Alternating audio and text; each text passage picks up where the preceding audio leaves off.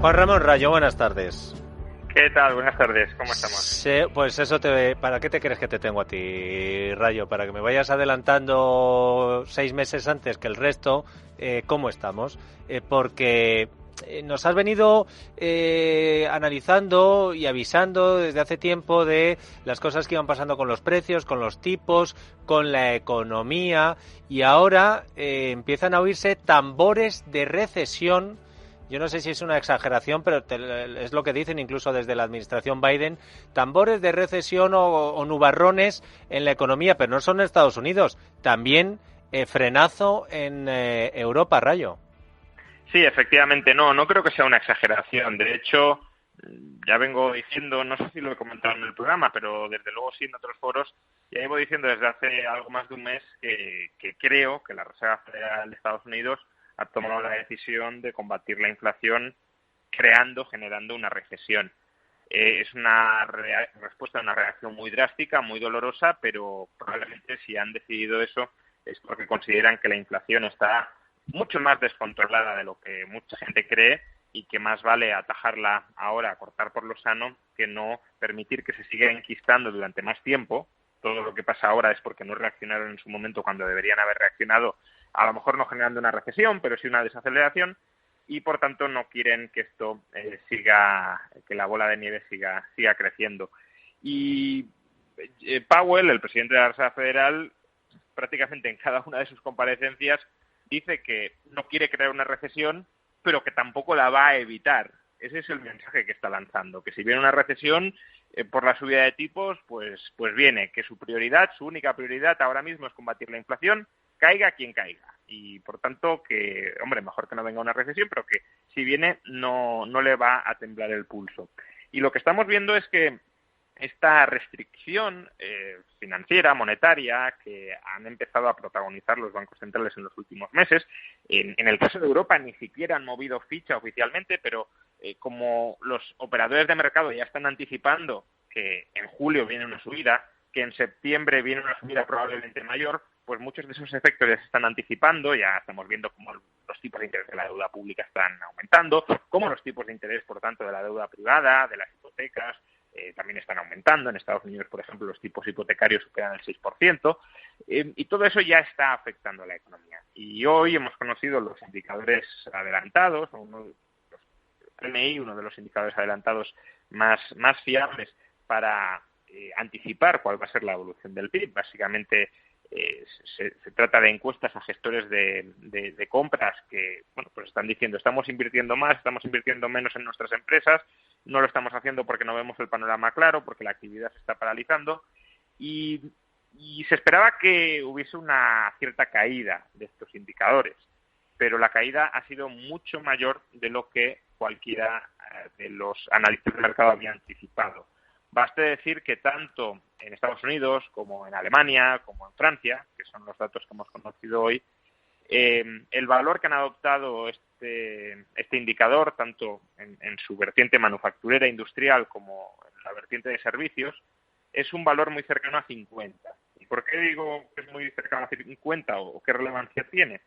Pues según cómo está confeccionado este indicador, cuando se ubica por debajo de 50, eso indica que ya sea la industria o los servicios o los dos están en recesión, están en contracción.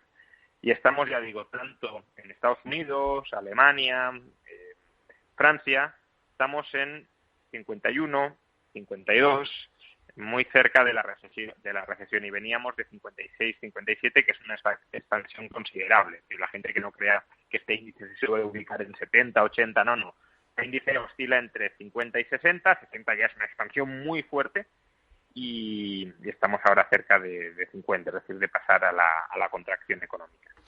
Claro, es que como se está enquistando tanto la invasión de Putin a Ucrania y como además una cosa es la guerra militarmente hablando y luego está la guerra económica en la que además Rusia está contando con la ayuda de China, de la India, pues el tema de los precios, que recuerdas cuántas veces a lo largo del último año, bueno, no, un poco más, porque Rayo, empezamos a hablar en febrero de la subida de los precios y de la luz, pero en febrero no de este febrero, en febrero del año pasado, aunque nos quieran decir que los precios han subido solo con lo de Ucrania. ¿Cuántas Bueno, por veces cierto, hemos escuchado decir, sobre esto, ayer le preguntaron a Powell, al presidente de la Reserva Federal, oiga, ¿usted atribuye la inflación que estamos viviendo a la guerra en Ucrania? Y muy brevemente, pero contestó no, en absoluto. La inflación es previa a la guerra en Ucrania. Es ciertamente previa a la guerra en Ucrania. Es decir, que al menos tenemos un funcionario en Estados Unidos que no intenta mentir o manipular deliberadamente a la población como si lo intentan Biden en Estados Unidos, que repite lo que aquí repite pues Pedro Sánchez, de que la inflación es culpa exclusiva de Putin. bueno, es que Powell se baja el podcast de tu sección Rayo y todavía se acuerda cuando dijiste, ya verás, Dieter, como dentro de unos meses nos dirán que lo de los precios es por Ucrania. Y te acuerdas que te dije yo, ¿cómo meses? Si lo van a decir en los próximos días. Y efectivamente. Bueno, pues ahora parece que ya están diciendo que esto va para largo, que no lo ven. Y entonces es cuando tenemos que hacer lo que no se ha hecho. Por ejemplo, Juan Ramón, no sé qué es lo que finalmente se aprobará el próximo sábado en Consejo de Ministros, con lo cual tenemos que ser cautos, pero se están lanzando algunos globos sondas. ¿Qué te parece lo del famoso cheque de 300 euros para no sabemos cuánta gente que desde el gobierno podrían aprobar el sábado? A ver, antes solo un comentario preliminar. Es verdad que ahora parece que la sensación es que la inflación va para largo. De hecho, Nadia Calviño hace unos meses decía que esto iba a pararse pronto y ahora ya dice que va para largo. Pero tengamos en cuenta que todo va a depender de si vamos a recesión y de la magnitud de la recesión a la que vayamos. Si vamos a una recesión fuerte, porque la provocan los bancos centrales para controlar la inflación se podría detener, se podría parar. No tenemos por qué estar condenados a una inflación persistente durante mucho tiempo. Claro que el coste para evitar la inflación será doloroso, pero a lo mejor nos podemos encontrar a principios del año que viene con que ya no hay inflación si hemos entrado en una fuerte recesión antes, ¿no? Bueno, eso sobre de entrada. A ver, el problema del gobierno es que en gran medida está atado de pies y manos.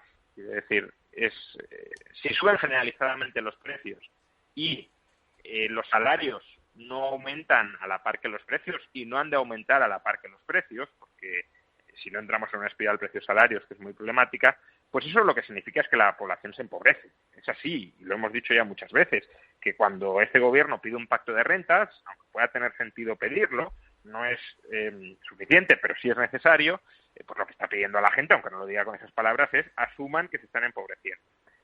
Como mucho puede poner parches para tratar de evitar ese empobrecimiento. No puede evitar el empobrecimiento generalizado de la población, salvo que lo asuma él en sus propias carnes, pero eso no parece que esté muy dispuesto a hacerlo.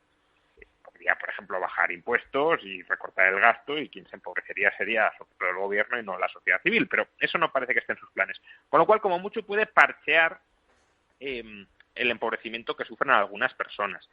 Y aquí entra, lo recordaremos, las declaraciones del gobernador del Banco de España, de Hernández de Cos, que ya hace 4 semanas, pidió no medidas muy generales contra la inflación, como tratando de ponernos una venda en los ojos y de no darnos cuenta de que la inflación está ahí y nos está empobreciendo. No, lo está haciendo y no hay mucho que hacer contra ello. Pidió medidas quirúrgicas para determinados grupos de población que pues puedan estar en el límite y la inflación los termine de rematar. En ese sentido, si no queremos proteger a la gente en general frente a la influencia de la inflación, eso se podría hacer. O sea, no evitar el empobrecimiento, pero no agravarlo vía fiscal. Yo he defendido, yo y mucha otra gente, que se deflacte la tarifa del IRPF, por ejemplo, para no solo que no te empobrezcas por la inflación, sino no te empobrezcas adicionalmente por la subida de impuestos que oculta la subida de la inflación. Pero si esto no se hace, lo poco que le queda al gobierno efectivamente es repartir algún tipo de renta, de cheque, de ingreso entre aquellas personas más vulnerables. El problema del plan del gobierno es que parece que es doble. Por un lado, parece que está planteando un cheque a 4 millones de personas, que eso suena más a creación de redes clientelares, compra de votos y generación de lealtades hacia un gobierno que electoralmente no parece que lo esté pasando muy bien. Y por tanto, en lugar de dirigirlo específicamente contra personas que sí estén en situaciones muy complicadas, parece que se quiere proteger a 4 millones de personas o de hogares. Veremos cuál es el plan definitivo de parte de la influencia de la inflación. Y en segundo lugar, que claro, esta protección la articula ¿cómo? No recortando el gasto, no diciendo, bueno, yo voy a gastar más por aquí, pero menos por allá. Voy a redistribuir mis prioridades de gasto. No, lo financia vía deuda. Y, por tanto, financiar todo esto vía deuda lo que significa es que cebamos todavía más la inflación, porque estamos alimentando más el gasto agregado, que es lo que, en última instancia, está moviendo los precios. Entonces, bueno, la orientación general de hay que tratar de proteger quirúrgicamente a las personas que se están empobreciendo y que están ya al límite de pobreza dentro de España puede tener sentido. Extender el plan a 4 millones de personas y financiarlo con deuda pues tiene mucho o parece que puede tener mucho de compra de votos y además de compra de votos a un precio caro, con inflación. Hablando de deuda, y por último, Juan Ramón, ¿tú crees que Europa le va a pedir algún tipo de esfuerzo adicional a Pedro Sánchez?